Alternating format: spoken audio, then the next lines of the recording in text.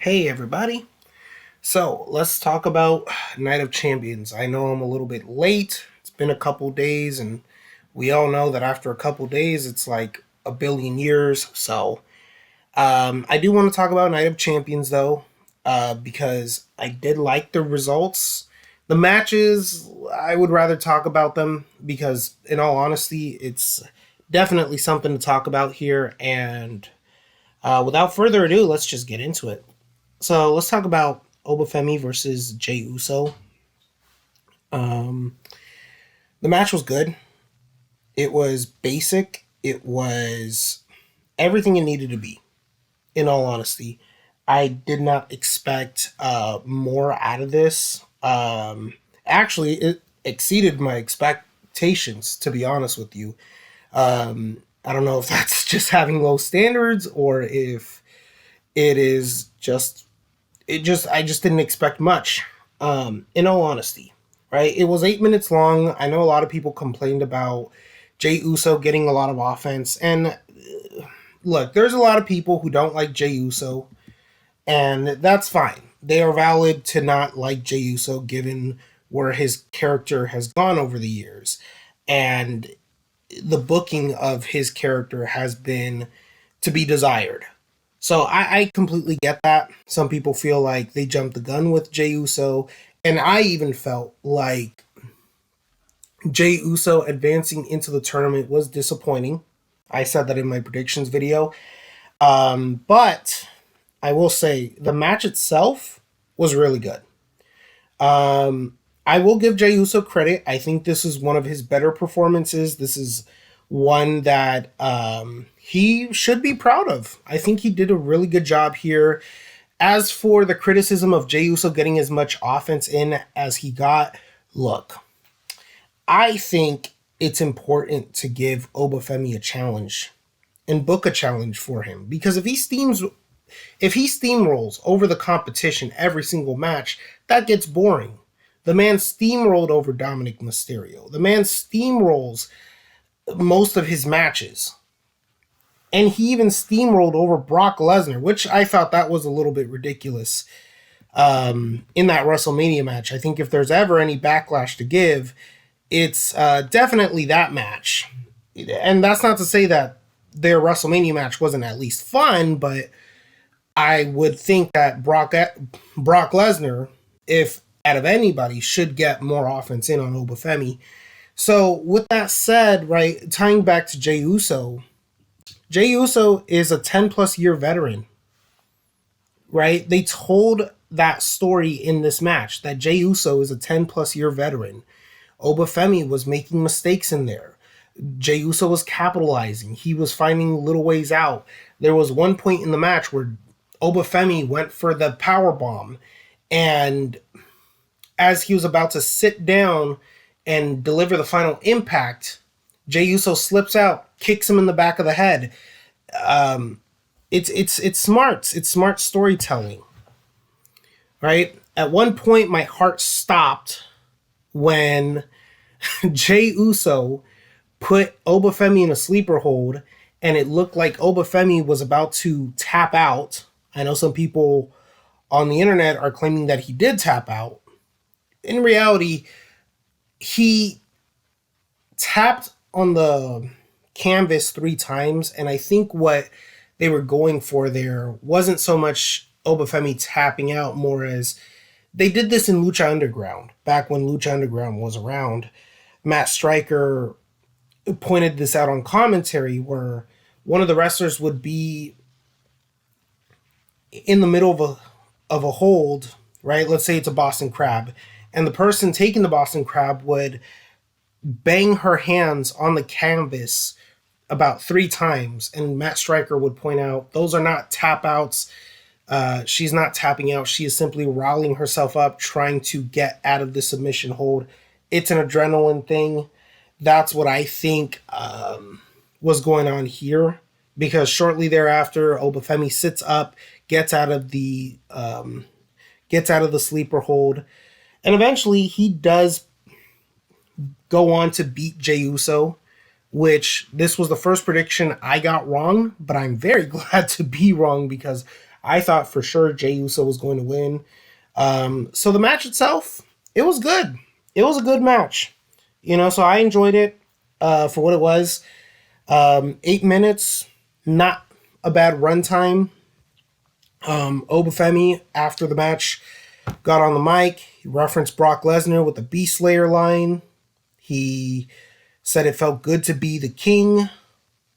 And he said Destiny has treated him well, reminiscent to the promo he cut on the Monday Night Raw previously. So it was a good promo overall. And moving on to Io Sky versus Liv Morgan. Pretty good match.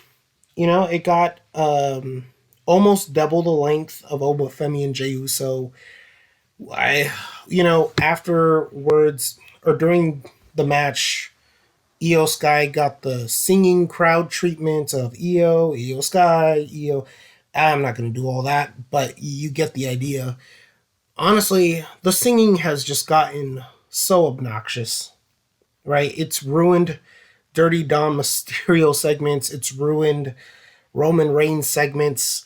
Honestly, I'm very tired of hearing the singing at this point, and I'm usually a guy who is very much like, oh, the crowd paid their money, they could chant and sing whatever they want, but it's just gotten old. So I think it's just been done to death. So that part I got tired of. It told a good story. This match did. Putting that aside, the match told a good story. It was very much Liv Morgan trying to put away Io Sky, but Io Sky was ever resilient. And eventually Io Sky did win the match here. The crowd was dead.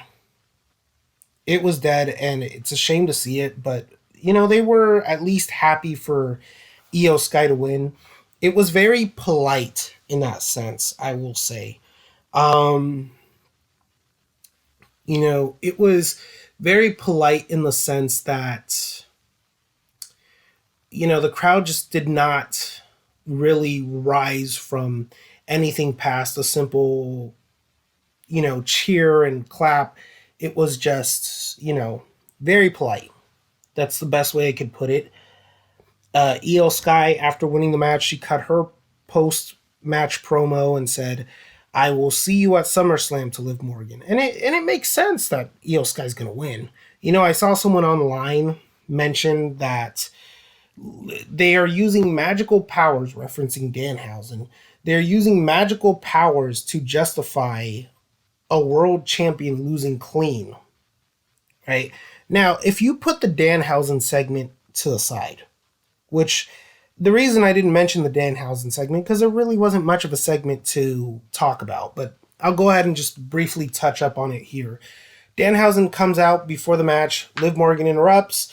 Liv Morgan says that you owe us the Judgment Day money or bad things are going to happen.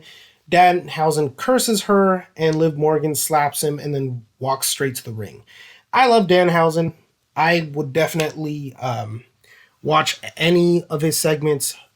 This just wasn't one of them to really talk about here. There really wasn't any meat besides it being just a plot device. So you put the Danhausen stuff aside, right?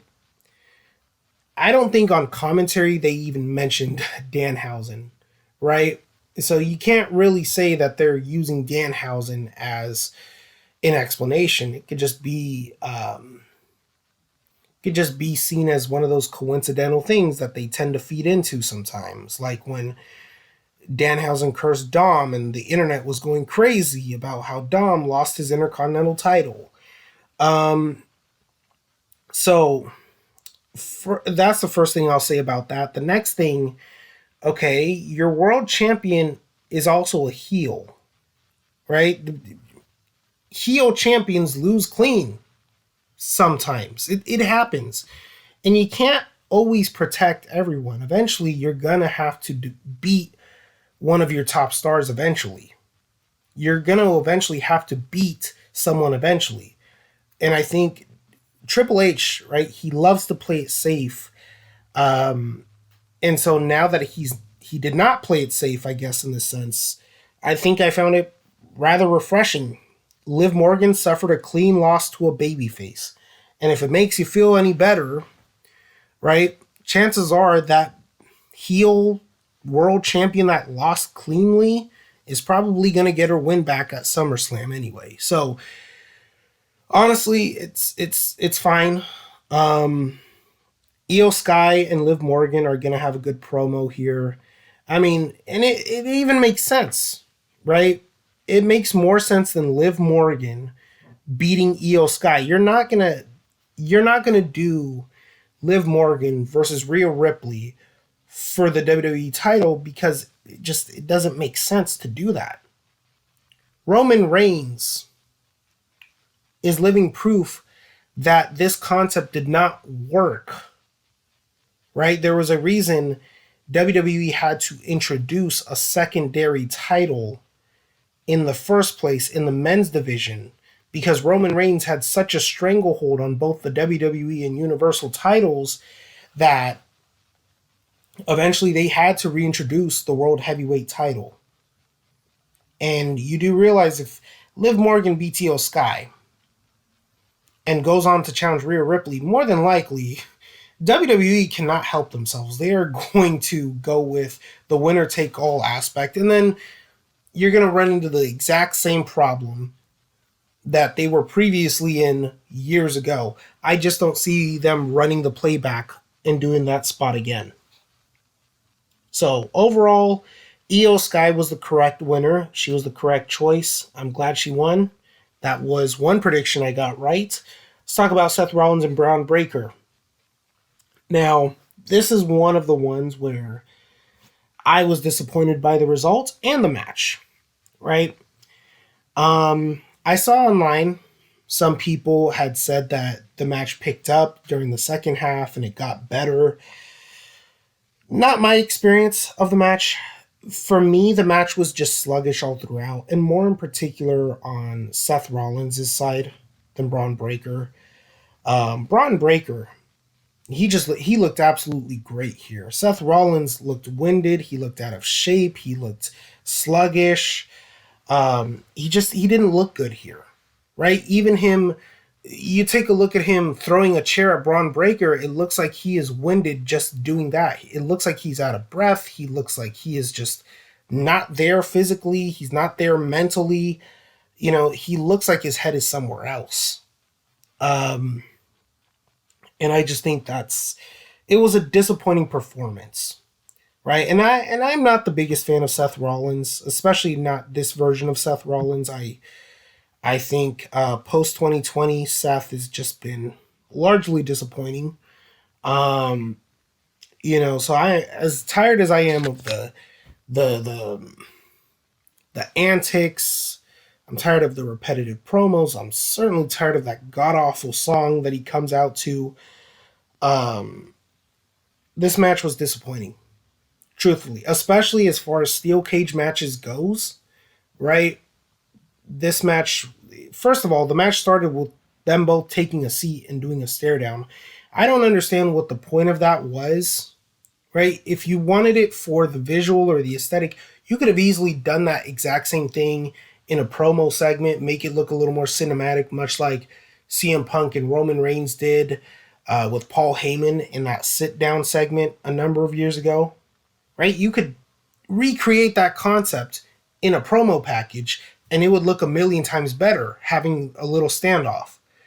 I say standoff, but they were sitting down. Match starts out sluggish, continues to be sluggish. They used some weapons. Candlesticks were used primarily. Braun Breaker had a decent amount of offense. I will say, if you take aside the superplex from the top of the cage, you take aside Braun Breaker getting cut open, and you take aside the avalanche curb stomp, there really was nothing else here to talk about. There really wasn't. Those three spots aside, there really wasn't much else to talk about. And those three spots came at the finish of the match. So that just goes to tell you what this was here. And as for it being a blow-off See, it's funny. I thought their blow off match came a couple of weeks ago when they had that singles match on Raw and Braun Breaker speared a championship. I thought that was the blow off match. So you must forgive me for having my hesitations in believing that this is going to be officially their blow off. I really hope it is. I really, really hope it is. And honestly, I was kind of hoping that Seth Rollins would probably take some time off after this. Just make the heart grow fonder through absence a little bit because I'm certainly tired of seeing him. But given that him and Roman Reigns are going into a feud, it looks like my wish is going to be denied on that front. It is what it is. As for Braun Breaker, I think he should have won the match. He looked good here. Seth didn't. That's as much as I could say about it. Do I think Braun Breaker was buried? No. I think a lot of people are very quick to use that word. No, I don't think he was buried. Let's talk about Trick Williams and Ricky Saints. It's funny because both men were making their entrances. Michael Cole mentioned on commentary, he had said that he believes Ricky Saints will be WWE champion one day, but his cockiness is what's preventing him from becoming WWE champion. Which I thought that was a funny line, given that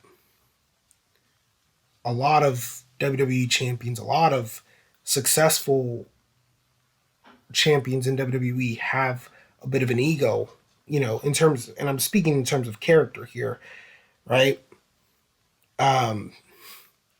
Could go down the list. The Rock had an ego, face or baby, face or heel. CM Punk, face or heel, has an ego. Steve Austin, right? Lots of successful people. So I just thought that's an interesting comment there to make.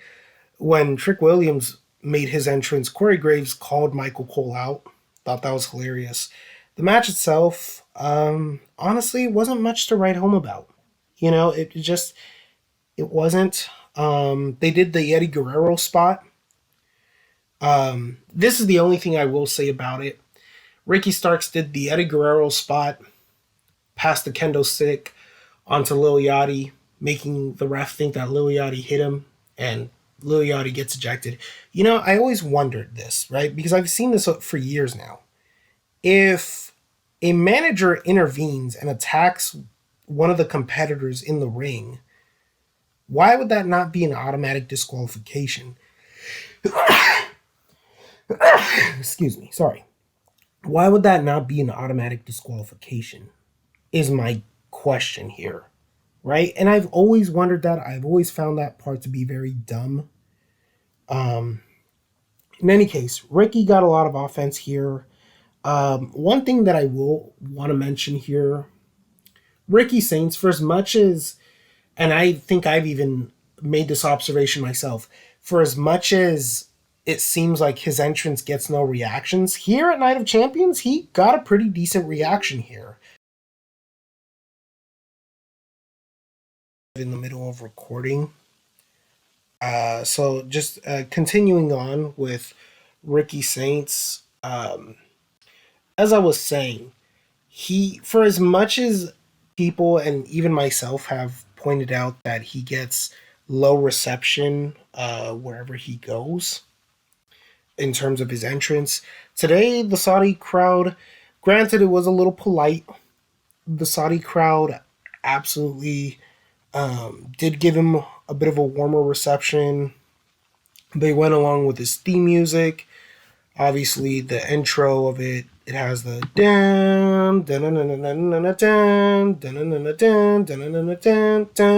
anyway, the crowd would go along with that. Go every time they would chant with the rhythm of the song. Go yeah, yeah, yeah. And so that was pretty cool to see. He did get at least somewhat of a reaction there. Still polite, but cool. Trick Williams won the match with his finish. It was a little bit abrupt, but it was cool. Trick Williams defeats Ricky Saints by pinfall.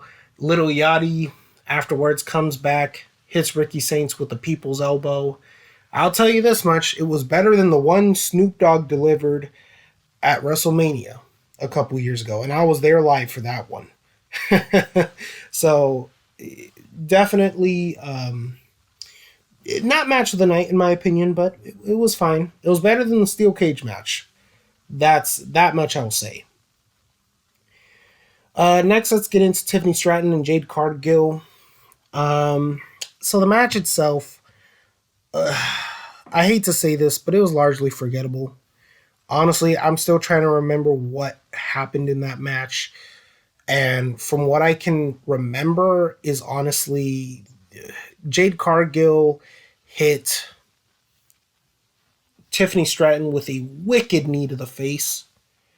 It was really stiff, really, really hard. And that was what I remember from it. But I do remember Charlotte Flair came out later to intervene, cause the distraction to Jade Cargill, thus allowing Tiffany Stratton to pick up the win here. Tiffany Stratton retains.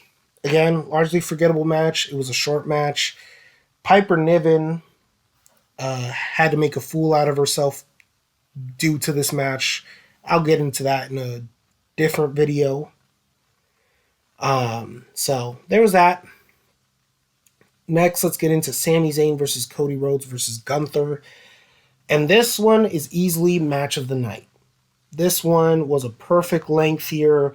These three delivered, in all honesty.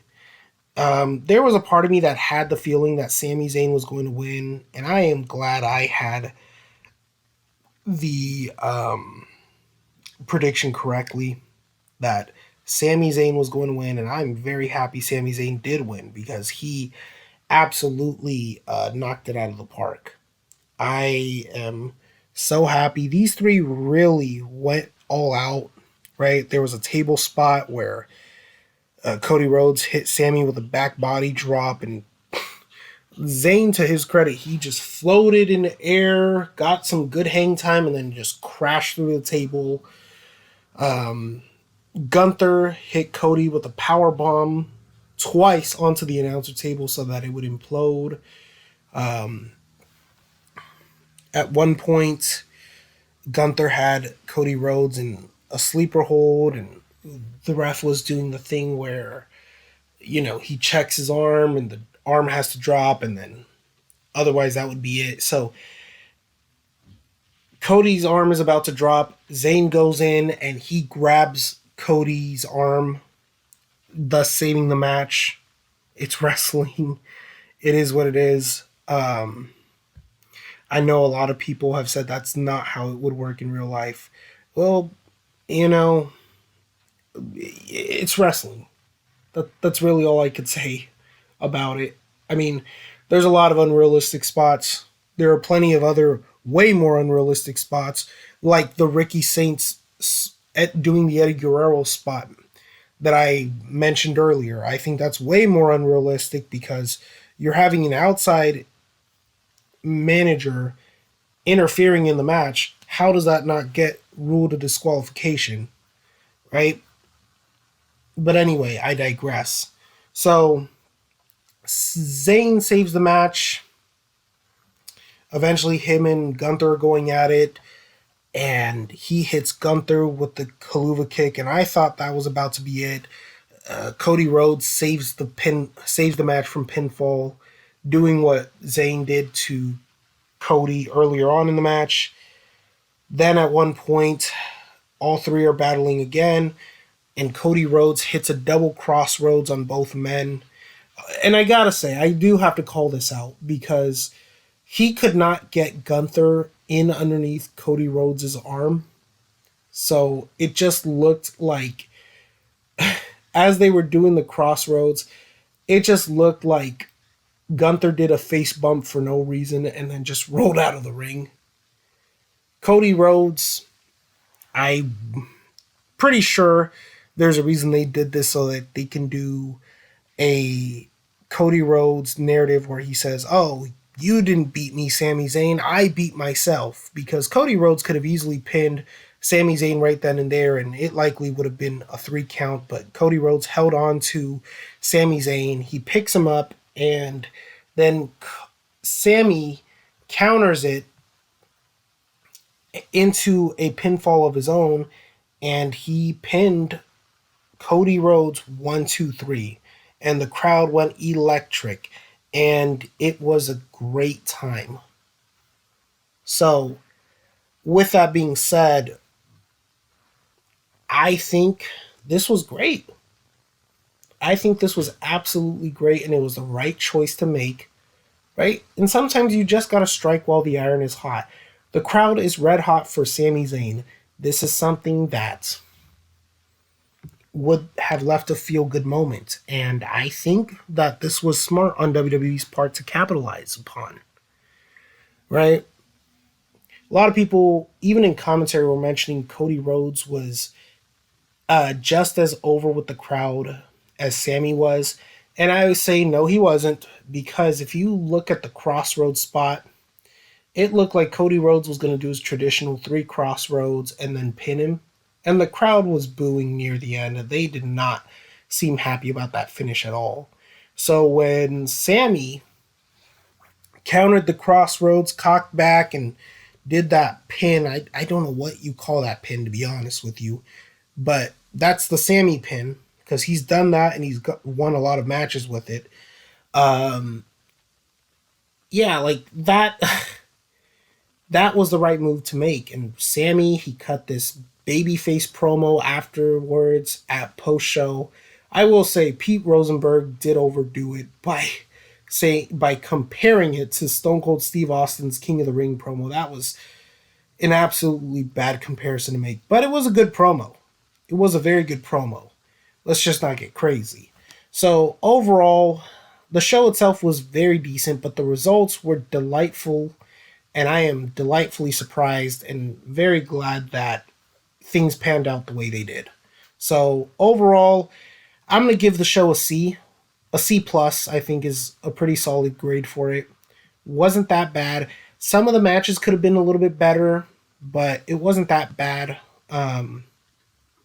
You know, I especially like the first 2 matches and the main event. I think that's where the booking was especially solid. Just my opinion, right? The meat in the middle, not my favorite stuff, but everything else was solid. So overall, I think C plus is a fair grade for the show, in my opinion. But what do you guys think? Let me know in the comment section below.